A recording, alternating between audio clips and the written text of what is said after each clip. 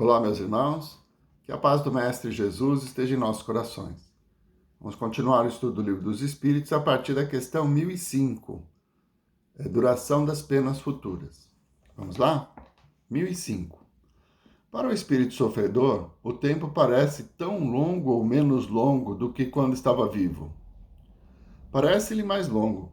O sono não existe para ele.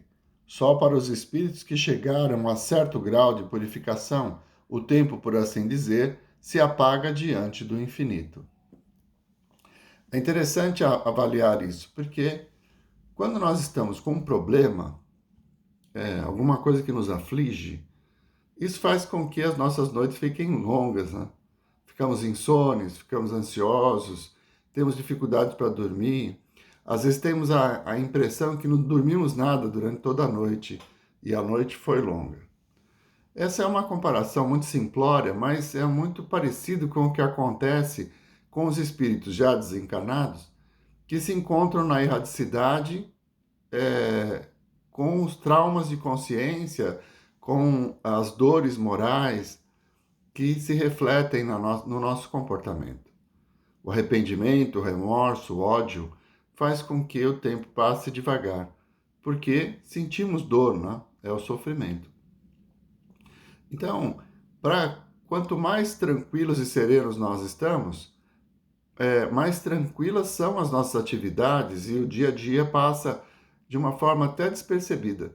Assim acontece com espíritos que estão mais equilibrados, né? Que estão numa situação melhor. Então é isso que eles querem nos dizer, que nós é que fazemos o nosso tempo.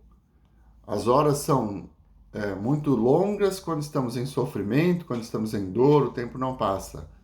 Mas quando estamos equilibrados, a situação vai transcorrendo de uma forma muito tranquila. E isso nos leva a não ter tanta percepção do tempo. 1006. Os sofrimentos do espírito poderão durar eternamente? Se fosse eternamente mal, isto é, se nunca se arrependesse nem melhorasse, por certo, o espírito sofreria eternamente. Deus, porém, não criou seres destinados a permanecerem votados perpetuamente ao mal. Apenas os criou simples e ignorantes, tendo todos que progredir em tempo mais ou menos longo, segundo a vontade de cada um. A vontade pode ser mais ou menos tardia, do mesmo modo que há crianças mais ou menos precoces, mas, cedo ou tarde, ela aparece por efeito da irresistível necessidade que o espírito sente de sair da sua inferioridade e de se tornar feliz. A lei que rege a duração das penas é, portanto, eminentemente sábia e magnânima, pois subordina essa duração aos esforços do espírito, jamais o priva do seu livre-arbítrio. Se deste faz mau uso, sofrerá as consequências. A ideia do inferno, né, a condenação eterna, isso tudo, Jesus, quando esteve entre nós, já falou que não, que Deus é Pai. E um pai misericordioso jamais vai punir alguém por um único erro, por maior que ele possa ser. Sempre haverá uma nova chance. E o, os espíritos, eles vão, pela lei de causa e efeito, sofrendo as consequências dos próprios erros. É lógico que muita gente imagina que aqui se fez, aqui se paga, como se fosse um castigo. Mas Deus não nos castiga. Ele nos oferece meios para que aprendamos a não errar de novo. Então, de uma forma amorosa e misericordiosa, ele vai cobrando as nossas dívidas, mas à medida que temos condições de pagá-las, né? Vamos resgatar os erros do passado segundo a nossa necessidade e segundo a nossa condição atual. Então, é de uma forma gradativa, sempre para que nós aprendamos com os nossos erros e nos tornemos pessoas melhores. Então, a ideia de que alguém vai permanecer como um demônio, né, aquele que vai comandar o inferno, essa ideia se desfaz quando nós vemos Deus nos dando uma nova chance sempre, através das reencarnações, a reencarnação compulsória, que muitas vezes nos limita ainda mais. Tudo isso para que nós tenhamos a possibilidade de aprendizado, de evolução. Ele faz com que nós renasçamos ao lado de pessoas que vão nos ajudar a compreender melhor a vida.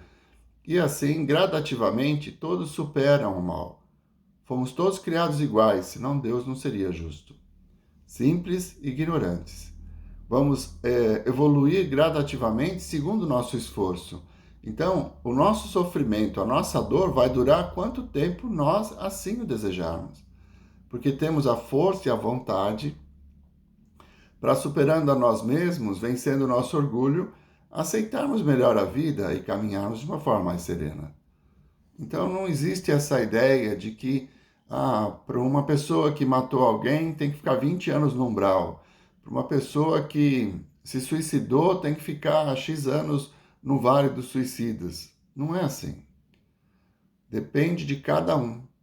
Quando nós lemos o livro Nosso Lar, onde André Luiz, suicida inconsciente, passa um período longo no umbral, nós percebemos que ele permaneceu lá enquanto a sua revolta o afastava de Deus. No momento em que ele faz uma prece, praticamente instantâneo, vem um socorrista que só está esperando esse desejo dele ser socorrido para que pudesse recomeçar a vida de uma forma melhor. E assim ele vai para uma colônia e começa a aprender a vencer o próprio orgulho, a identificar a sua própria condição. Então, nós vamos sofrer tanto quanto desejarmos. E à medida em que o nosso conhecimento aumenta, a nossa responsabilidade também, né? Sabemos que Deus está ao alcance da nossa prece e que os mensageiros, né, os espíritos de luz, estão ao nosso redor. Basta solicitarmos a sua presença e lá estarão. Então, as penas são determinadas pela nossa vontade. 1007. Haverá espíritos que jamais se arrependem? Existem aqueles cujo arrependimento é muito tardio. Porém, pretender-se que nunca se melhorarão seria negar a lei do progresso e dizer que a criança não pode tornar-se adulta.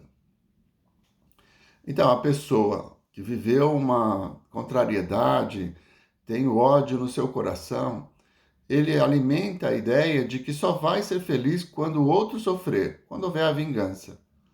À medida em que o tempo passa e Deus permite que esses dois espíritos se reaproximem, ele percebe que o outro mudou. Ele continua odiando, mas percebendo que a outra pessoa começa a ajudar as pessoas necessitadas, que tem um comportamento diferente, que não tem a vida tão fácil, porque é necessário resgatar os erros, e ninguém é inocente, né?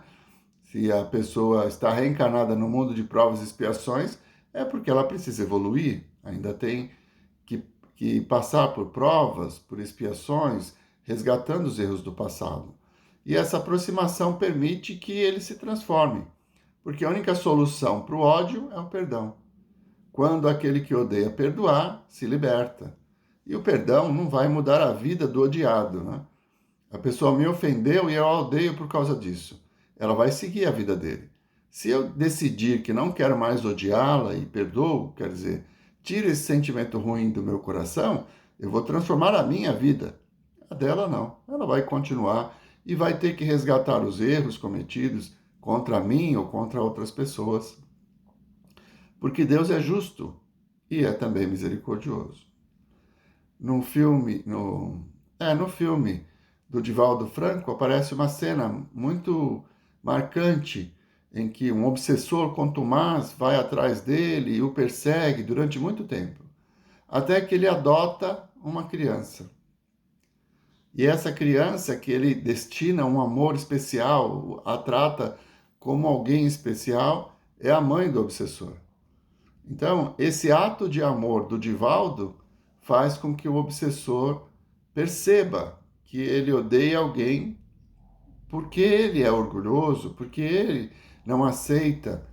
Mas, a partir daquele ato, ele vê que o Divaldo estava fazendo bem. E isso transforma o obsessor, que vai se libertar do ódio. 1008. A duração das penas depende sempre da vontade do Espírito? Não haverá aqueles que lhe sejam impostas por tempo determinado?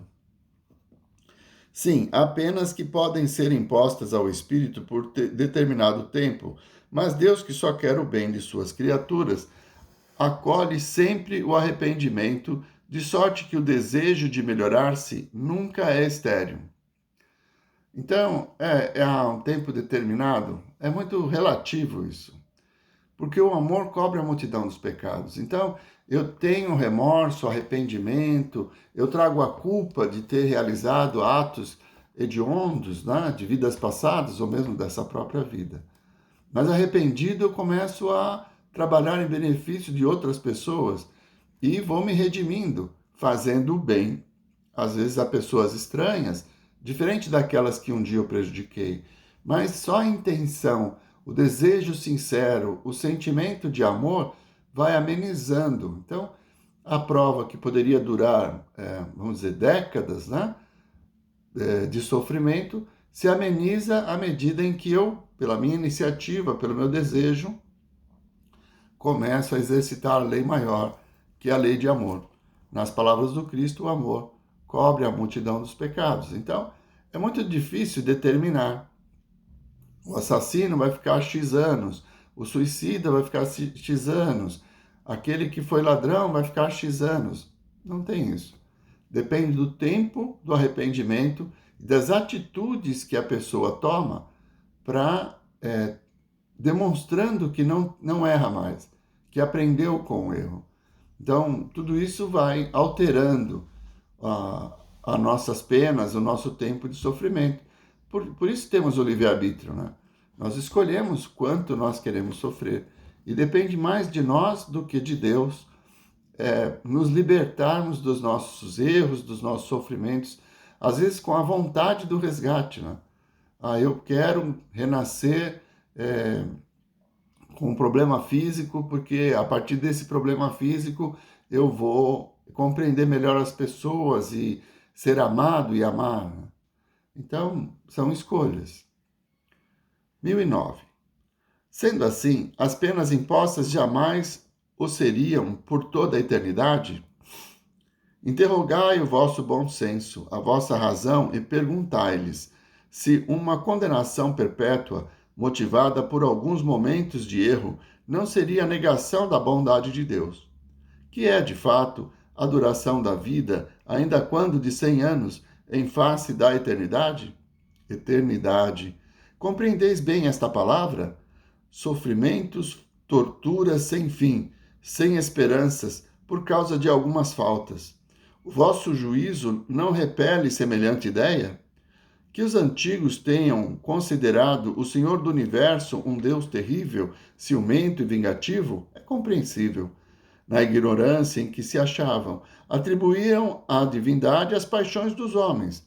Mas não é esse o Deus dos cristãos, que coloca o amor, a caridade, a misericórdia, o esquecimento das ofensas entre as principais virtudes. Poderiam faltar-lhes as qualidades que ele mesmo estabeleceu como um dever às suas criaturas? Não haverá contradição em lhe atribuir a bondade infinita e a vingança infinita? Dizeis que, antes de tudo, ele é justo e que o homem não compreende a sua justiça. Mas a justiça não exclui a bondade, e ele não seria bom se condenasse a penas horríveis, perpétuas, a maioria das suas criaturas.